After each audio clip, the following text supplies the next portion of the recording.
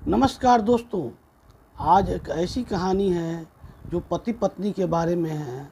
आज के युग में पत्नियां पतियों को मारकर ड्रम में डाल देती है और डीआईजी की पत्नी भी अपने पति को मारकर चाकू से हत्या कर देती है।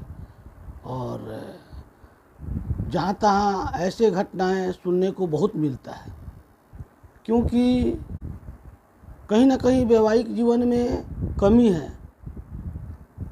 इस युग में एक ऐसी कहानी है जो आप लोगों को दिल को छू लेगा। आइए इस कहानी को सुने। कॉलेज के सभागार से लोग भरा हुआ था।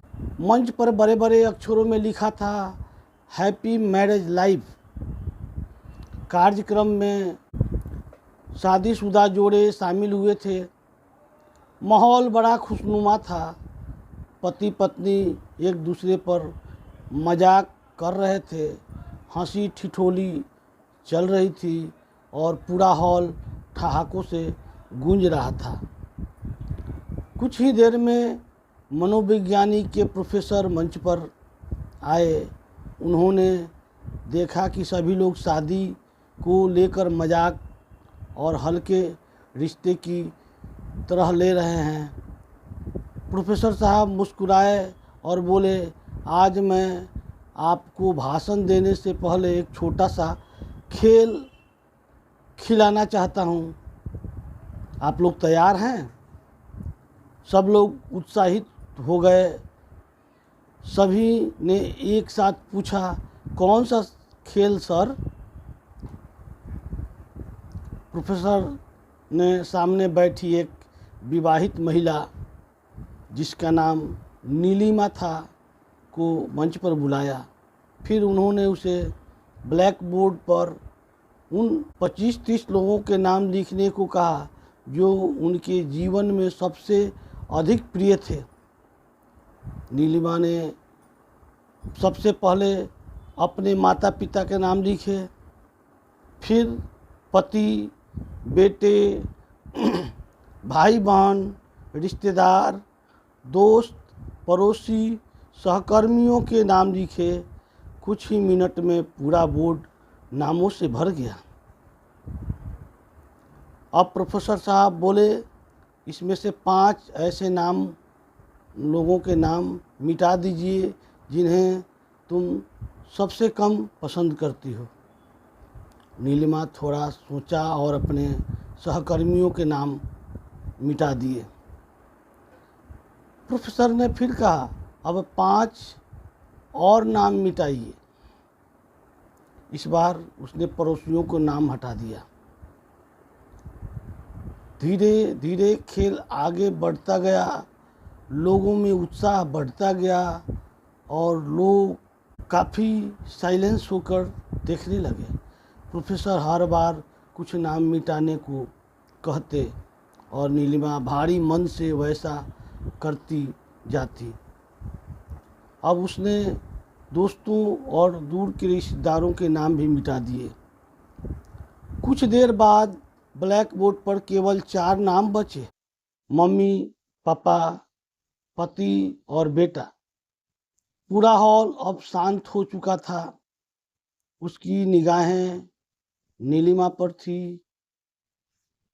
अब सब खेल केवल उसका नहीं बल्कि वहाँ के बैठे हर व्यक्ति की भावनाओं की हिस्सा बन चुका था।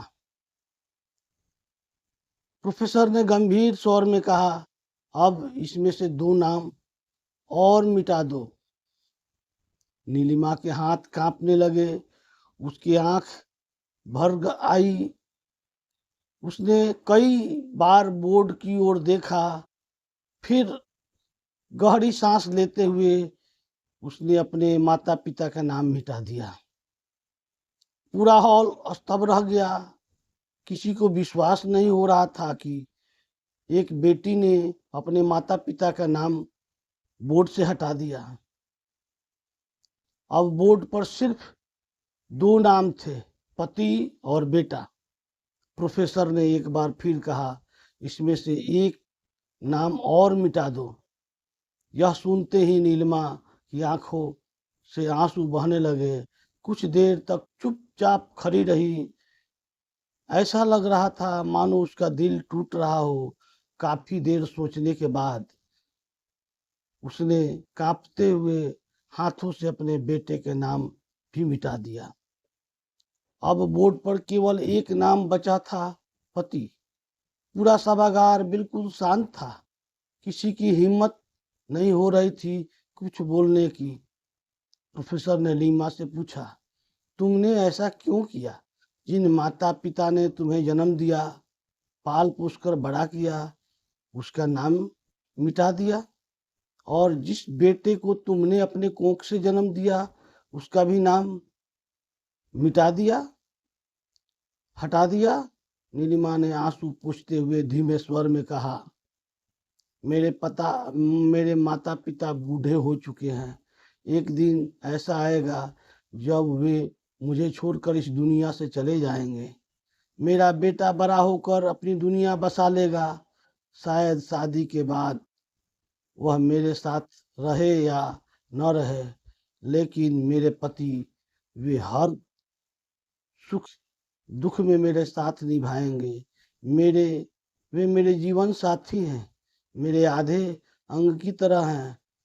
जब तक मेरी सांसें चलेगी उनका साथ मेरे साथ रहेगा। इसलिए मेरे लिए सबसे अनमोल मेरे पति हैं। उसकी बात सुनते ही पूरा हॉल तालियों की गड़गड़ाहट से गूंज उठा।